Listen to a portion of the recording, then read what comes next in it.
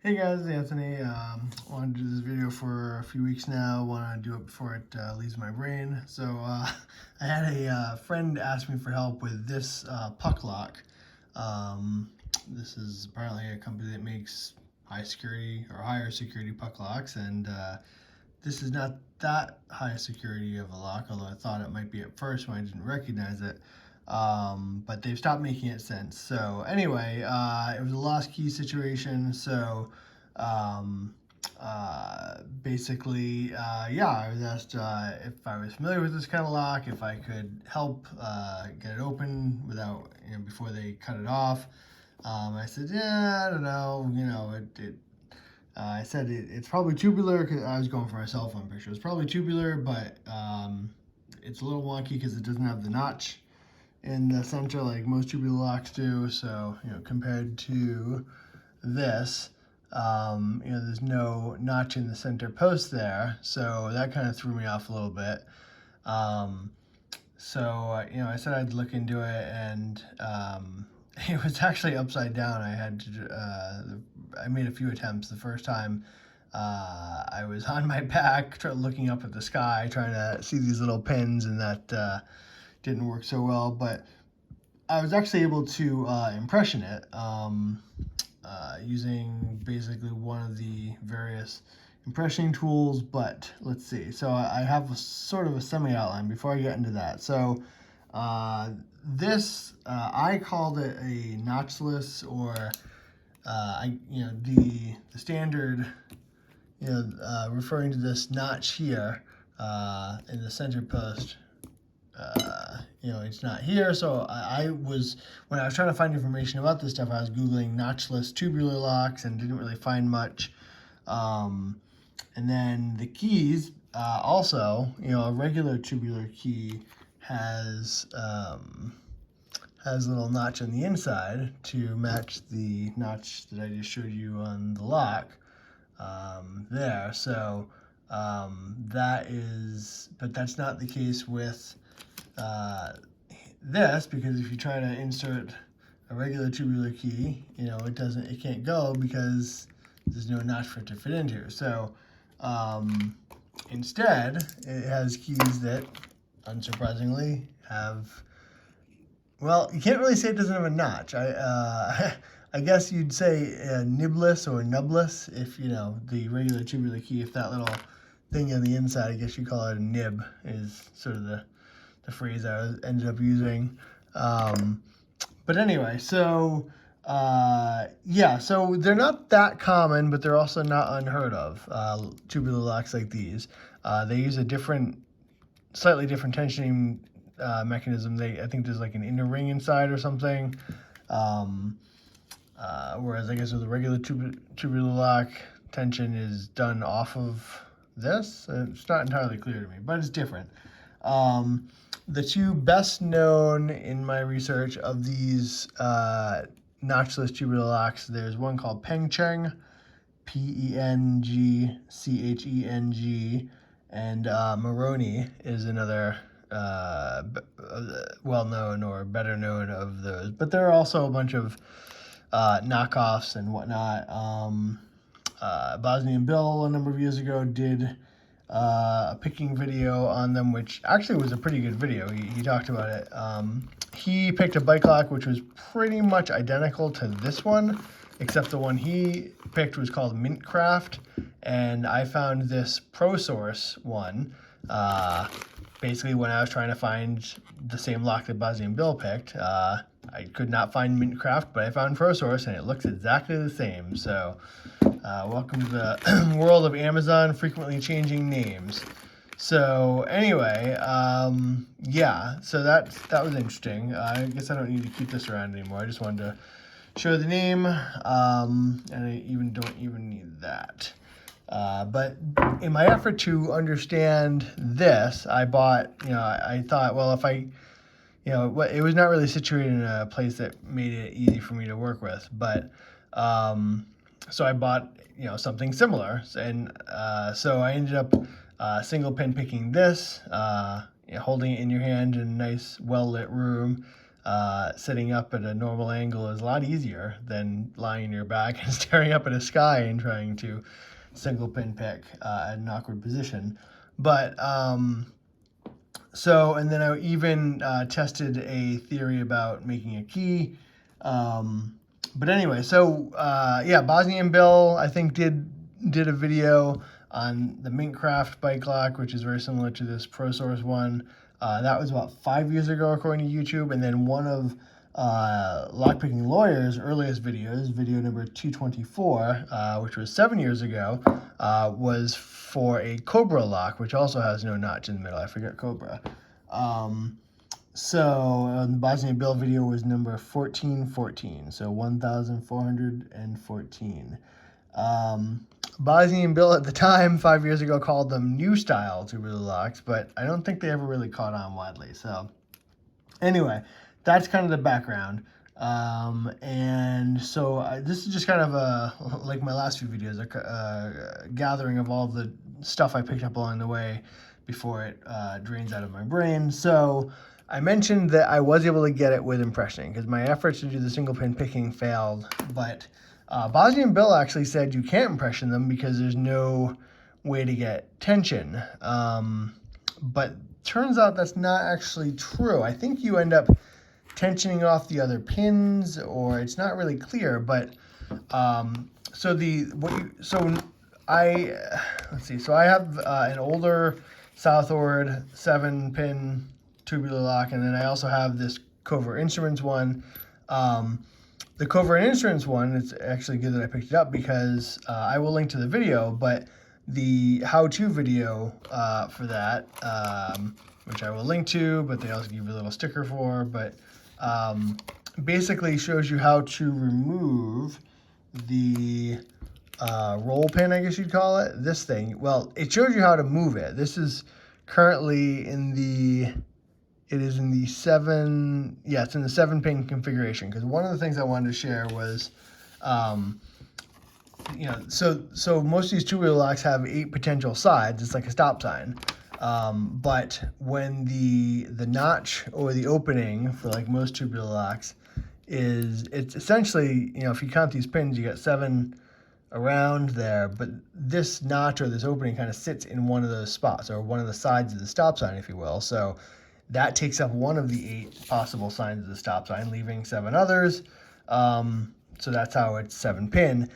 If it's 8-pin, what ends up happening is the notch or the roll pin ends up going into a corner, so it doesn't actually take up one of these. So it kind of shifts slightly. So the Cobra Instruments video shows you how to move it from taking up one of the edges of the stop sign, or one of the tines in this case, to moving it to a corner down here.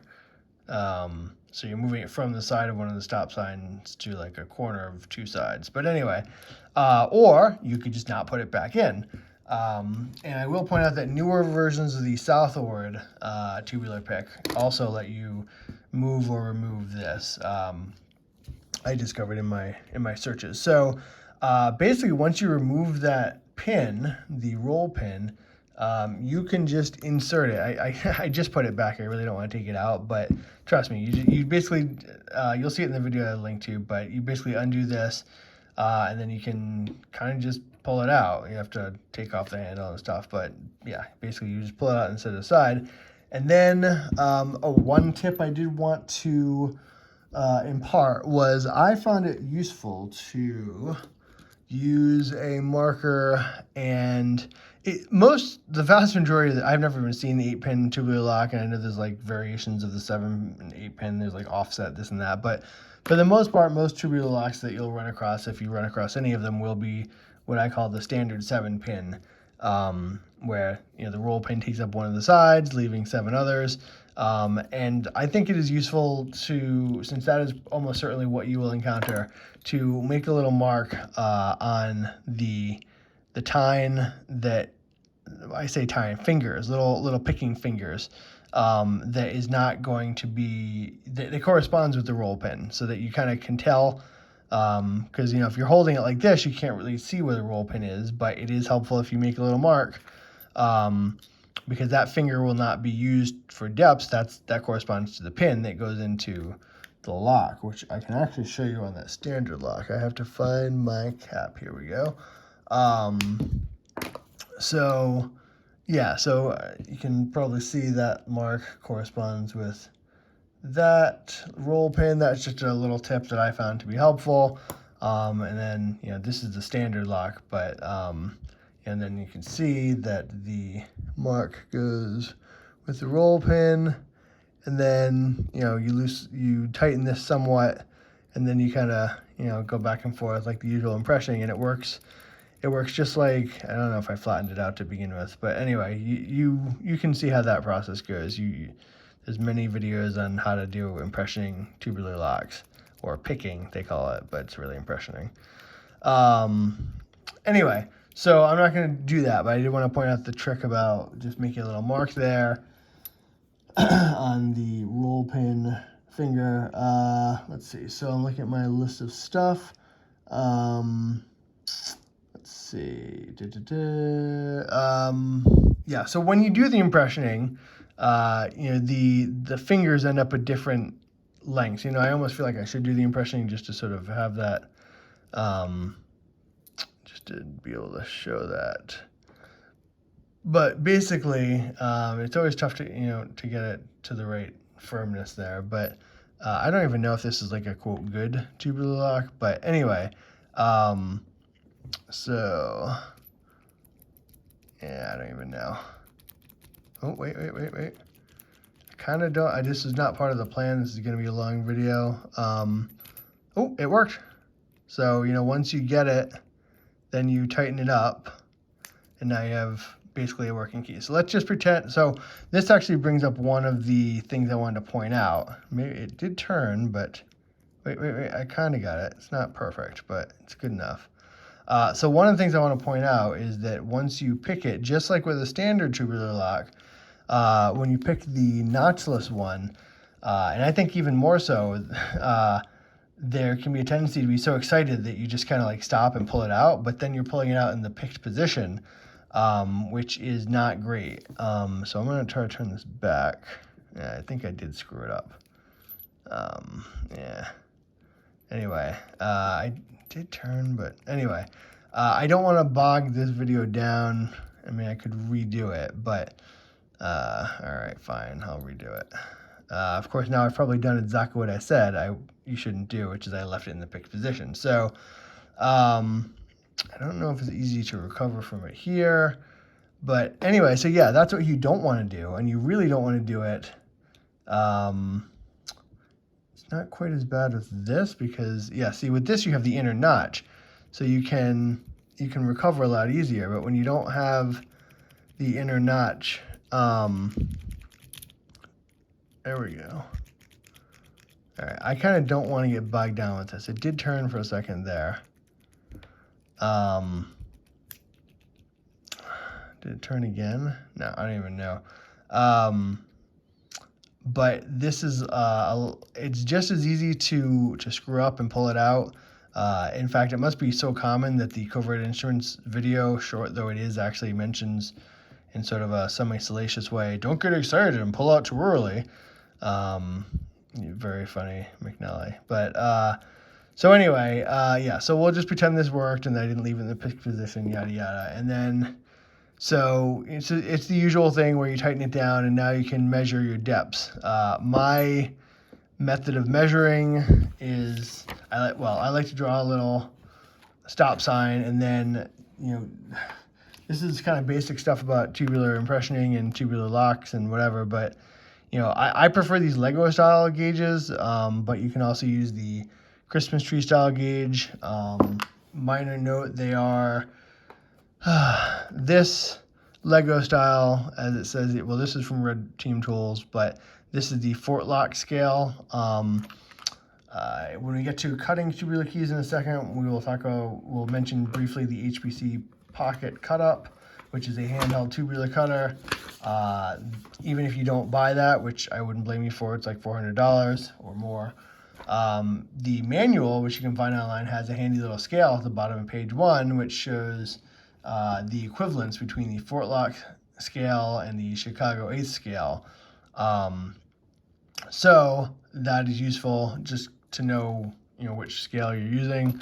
But yeah, so you should have a system, whatever your system is. I like the system of looking at the pick, and then the top of the stop sign is the index here, and then you kind of go clockwise around. That's just my method. However you do it is up to you, as long as you're consistent between reading it from the impressioning tool and then when you cut it, doing it the same way, because you don't want to cut it backwards because then it won't work.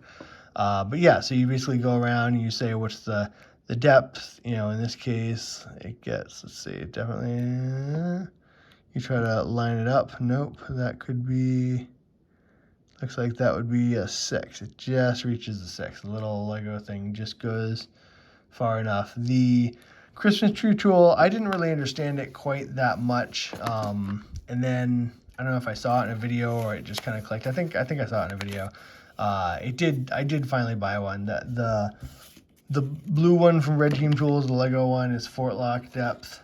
It says it on the back. This, I have written a note to myself as a reminder, this is the A scale, but this never made sense to me, but the way that you use it, and there's instructions that you can go download, but it's basically that you take these little ridges that stick up from the center and use that to measure against the, let's see, so how does that go? Yeah, you do like this. So that's too tall to be a 4. So you'd have to do a 5. What's 5? 5 is that. So you'd have to do, is that a 5?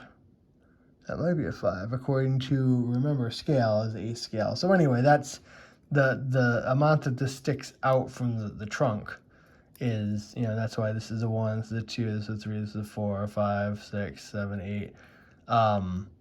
That's how that works, which is explained in this manual, or manual, yeah, I guess manual, but I never understood these. I guess I still don't. I still like the Lego better, but this is not a bad little manual if you want to go find it and download it. It does explain how to do it, and it does have a version of that same scale I was just praising. So anyway, I forget how much the Christmas tree thing was. It might be $10, which is a little pricey for what it is. But whatever, it is what it is. So anyway, that's what I don't normally use the Christmas tree thing, but I just wanted to mention it since this is a video about tubular stuff. So yes. Oh, another thing I found in my travels or my research was I like the Lego scale to measure the depths once you've successfully impressioned, but I also found a secondary method which I like as another check, because sometimes you're not always sure, and so the method I found was to use calipers, but rather than trying to do calipers like this, which I guess you could do, but it becomes tougher for the smaller ones, and you're kind of like holding it, it's difficult. But instead, calipers have a few different ways. I don't know, I think, let's see, this is like outside hole, or like outside, this is like inside diameter, and then this is at the bottom, there's depth. So I like using both the Lego and then checking, let's see if I can find one to do. We'll start with right after, let's see, I'm just trying to find one as an example. So here's the index. So the first one after the index. So I'm going to call that not a 4, not a 5. I think we did this already, 6. So I'm going to say that's a 6 using the Lego tool thingy. But I also want to double check it with the calipers. So what you do is you basically just try to get this. It's also not easy, but it's not entirely crappy. So you just kind of stick it out until it hits, and then stop. And then you can lock it down if you want to, or you can just read it. So that looks like it is just 1.02, 1.01, thereabouts. So then you basically, now you take your scale and you say, all right, 1.01, 1.02, what is that? That is, crap, that's right between 5 and 6. So So you can go back and try again. But, you know, I didn't actually successfully impression this lock, so it's not the best test or the best example. But the point is, I'm just showing you there's a secondary way to sort of check your work or double check what you know. I like now that I know about the method of using the caliper, I kind of like it. Let's try this again. So we'll go to 0 there. What do we got? Now we are, oh, now we're like 1.07. So that's, so I would just write that down. I would say 6, 1.07. Well, 1.07 is closer to 6. I mean, it's not perfect, but that's, you know, I don't know. It's, you know, one vote for 6 and one sort of vote for 6, you know. It's, so I'd feel reasonably okay calling that a 6, just, you know, as an example. But, and that's what I found in my, the key that I made was that, you know, the caliper was never dead on, but it was usually closer. And so and usually it just reinforced what I thought with the Lego gauge, but I don't know. That's just, you could just chalk it up to being obsessive, but that's what I did. And I wanted to mention it since I did spot that tip in my travels. And I do recommend printing out this page from the HPC Pocket Cut-Up if you're going to be doing tubular stuff at all, just because it has both of those gauges. So, it's been 20 minutes and I still got more. So, picking. So picking one of these notchless locks, tubular locks, tension is the problem because so the standard tubular lock, you can, well, see, now I've screwed it up by leaving it in the picked position. Ugh. I feel like I have to fix this now for the purpose of what I'm saying. So push it down, tighten it somewhat, and then let's see if we can fix this and go to the left. So, come on, where's the roll? Wait, come on, is it not? There we go. Trying to get it back to, I could actually pick it, but that could take a little while, and this video is already long enough. So anyway, the point is, so for a while there was a common picking tool, what was it called? I forget now, I looked it up before this video, but it was basically this version, and what, I forget what it was called, but you'd use it to tension off that inner notch. So yeah, this is not working. We're gonna have to pretend that it's correct. But basically well, I mean, I guess I'm not gonna pick it, but I can at least show you what I would do. So you'd kind of do, trying to remember, oh yeah, that's it. You could do it like that. You could, and this would sort of provide tension, and then you could take your pick. And so you're basically using this inner notch, but yeah, to help your tension tool get a foothold for applying tension. But that doesn't work when you have no inner notch. So a couple of solutions came about. One, I think LockNoob may have had a version of this tool. I forget what the heck it was called. This is the multi-pick version, but there was I think I actually have, I don't know where it is, but there was some, but anyway, so LockNoob came up with a variation of that for these notchless tubular locks. The variation is called the goat wrench. And I forget why he called it the goat wrench, but the innovation, so it's got, this side is basically the same as that other tool, the multi-pick one I showed you. It's very similar. This little ball must be for so this little ball in the middle here is an anti-drill measure.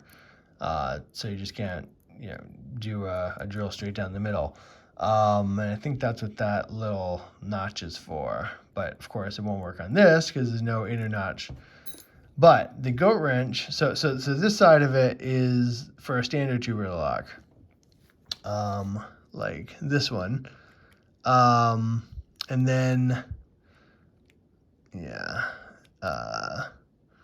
But this little flag is for these special tubular locks where the tension is actually underneath and inside this kind of inner ring. So that's what this is for. So you can basically, it's still a little tricky, but it's doable. So you end up kind of holding it like this, and then you have to work around it with the pick. Now, the pick is its own thing, and the BosnianBill video,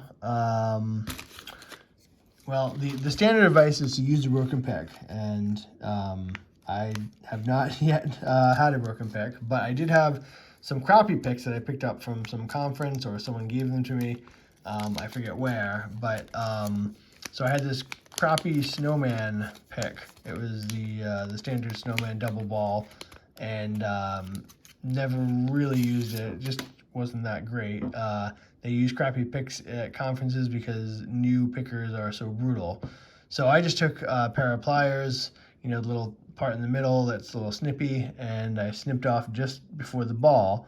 What BosnianBill said is that don't use a pointy thing, like a pointy knife, to do your picking. I mean, this is a little too big, but this, you know, don't use a pick like this that ends in a point, because the point will tend to slip off the little pins. Each of those pins, that the point will sort of, you know, slip to one side or the other. You'd like a flat face so it can go directly on the pins. So anyway, and this one actually has a slight curve to it, which I thought was pretty cool, because I kind of like felt like I could kind of like reach around and down as needed. So you know, trying to do this. Where is it? But anyway, and I'm not applying tension, so that's pointless. But let's see. So one of the solutions to the situation of not having the notch to tension off of was the goat wrench with this extra flag. I would say don't apply like heavy tension, because this flag, you know, it's strong, but it's not that strong. It can twist and bend. I think, I don't know if it was this one or the one in my kit, I already had to bend back. But don't go crazy with the tension, but like that's actually pretty decent right there. And you will have to kind of work around, but you can probably reach all the pins. Yeah, so, and then if you do have a ball in the middle like this, the anti-drill thing, that can be a pain, but it can work. And I did actually use this successfully. I got this one open. That's how I tested the process. And then I did it with this later. But anyway, the other tension solution was for these, it was called, well, Sparrow sells it as the Lebel wrench for Albert Lebel. And basically it kind of reaches around and inside. It's just a modified wiper type tool. I tried to make one, and it was harder than it looked. Not because I wasn't willing to spend the $7 or $8 that the Lebel wrench was, but I think I didn't want to wait. I think I ordered it, and then I said, well, let me see if I can make it, and then, you know, I'll just have two. So it's kind of designed, you know, in the ideal world, it's just tricky to get this right with the width and whatnot. I did my best. I took a grinding wheel and, you know, bent it and whatever, but it wasn't thin enough to kind of get in and really take hold. It just, you know, it just wasn't right. I mean, I'm sure I could have gotten it eventually, but it required a lot of aggravation. And then when the one that I ordered came in, it just kind of worked. So that was pretty good. So I like this better because I feel like it's, I don't know, I guess it's good to have both, but I think actually it might be this end. But this just to me feels more natural, like, yeah, see that I like. And you just kind of hold it more or less like a regular kind of tension thing, tension tool, and then you kind of go around, you feel for the binder, yada yada. I mean, this is even easier than regular picking because it's you can see all the pins, you know exactly where you are.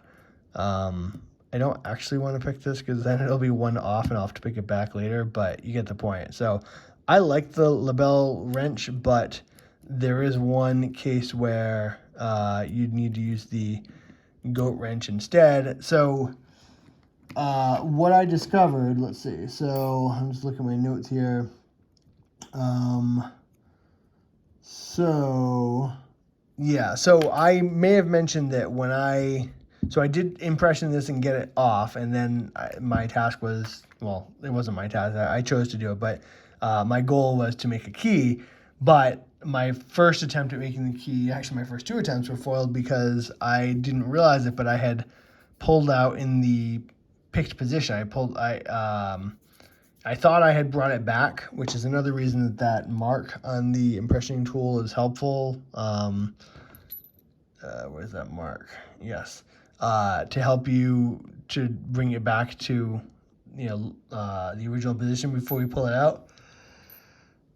Somehow I did that incorrectly, or I pulled out in the picking position. Despite my best efforts not to, I pulled out two off. And so when I tried a couple times and my key didn't work, so I looked down inside and I saw, because there's, what you can't really tell here is that there's the notch that you see on the outer ring, but then there's a notch in the inner ring.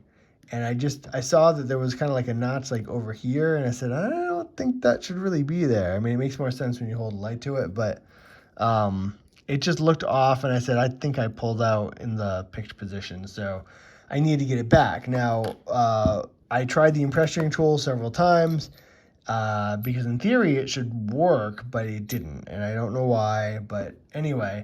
So what ended up working was, so I couldn't get this back in because now the outer ring and the inner ring, the notches weren't aligned anymore. So I would have had to do this. Like, it just wasn't really working. This label wrench was not doable. But I was able to use the goat wrench to reach into that inner notch, slip the flag in, and then tension. I got it to move, I was two positions off, and so used that to do it once, and then I tried a second time, it wasn't working, and I was gonna do that again, but then I tried the impressioning tool and it worked the second time when I was only one off. So it was actually a combination of the goat wrench and the impressioning tool that I used to get it back to the correct initial state, with both the inner and outer notches lined up, and then I could, and then I think I impressioned it again, took new readings, made sure I when I was done impressioning it, I brought it back and before I took the tool out, so I didn't make that mistake again. But I took new readings and then cut a key, and so let's see. So I think another BosnianBill tip that he mentioned when you are picking, he said that you don't want to add lubrication because it makes it more difficult for the pins to bind up. I don't know if that's true or not, but that's what he said. Something I did want to try that he did not get around to trying was DALP, Dark Arts Lockpicking, had mentioned that you can do tubular bumping. That I was, left out as a possibility. Never get around to trying it, but did want to mention it. I think he even demonstrated it. It takes a bunch of wax, but it worked for him. So let's see. So lastly, so I had I was on a quest for a little while to try to find these notchless tubular keys. Like, so here's an example. They came with the bike lock. So let's get rid of that. So this is, I don't know if you can see, but so this is not exactly the same as a regular tubular key, which I thought I had one around here. But there's no inner notch. Here's one. They're just different. With this tubular key, there's this like steel piece, and then there's the brass that you cut into. And if you look, this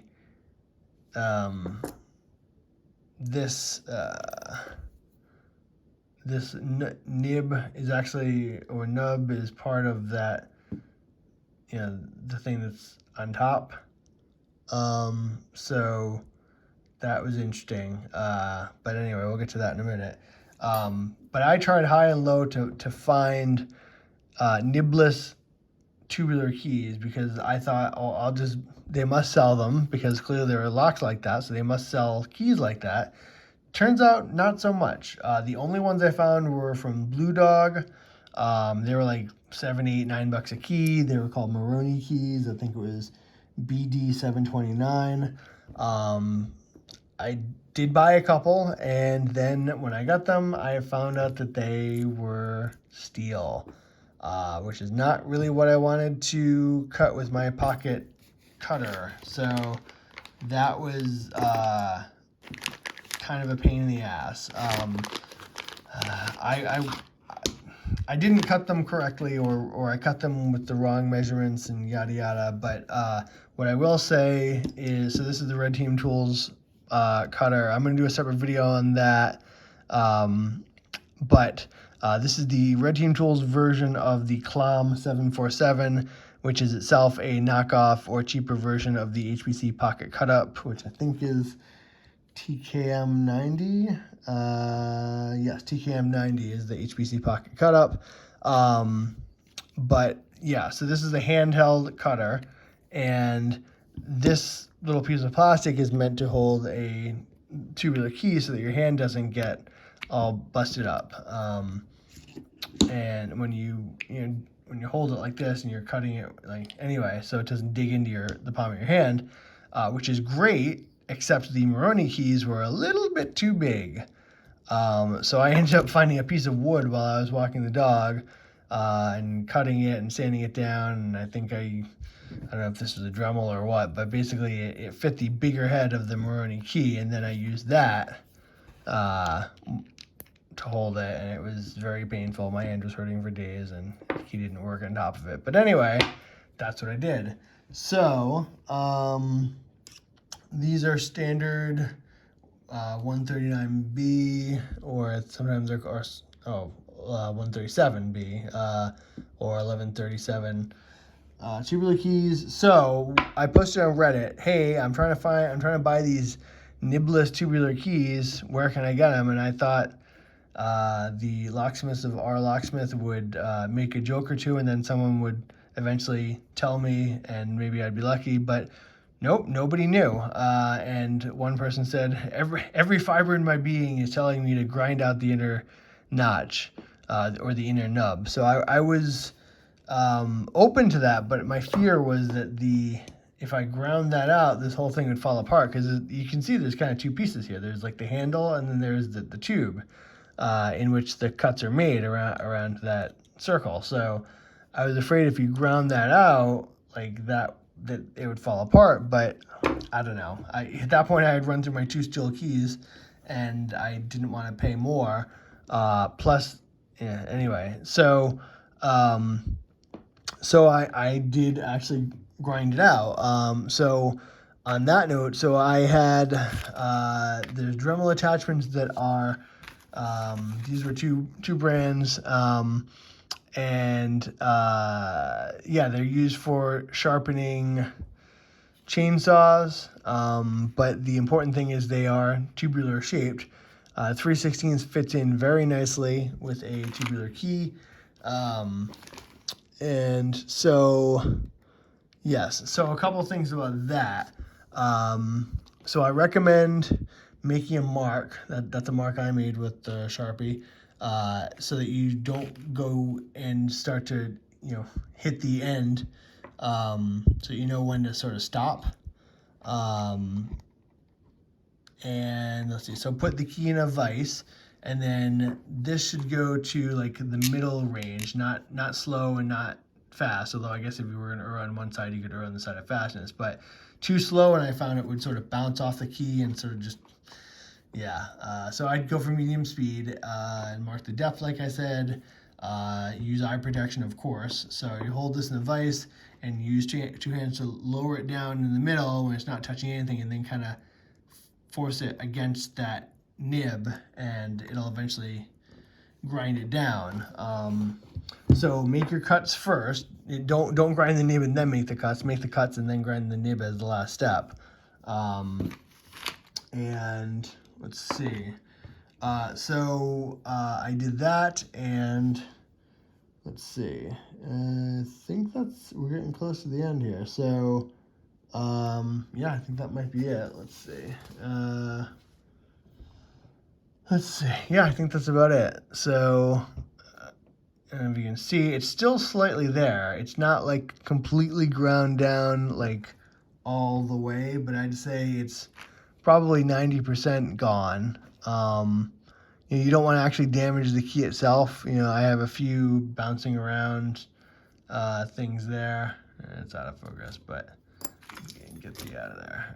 All right. You can see I kind of bounced around a little bit, but for the whole, it's pretty good, and it does work. So yeah, so this was, like I said, I ended up having to pick this back to line up the inner notch with the outer notch, just sort of the basic position. Then I re-picked it with the impressioning tool, and then took new measurements with the Lego style and the calipers, and then used the pocket cut up, which again, I'm going to do a separate video on that, or the red team tool version of the pocket cut up. But a couple of things quickly.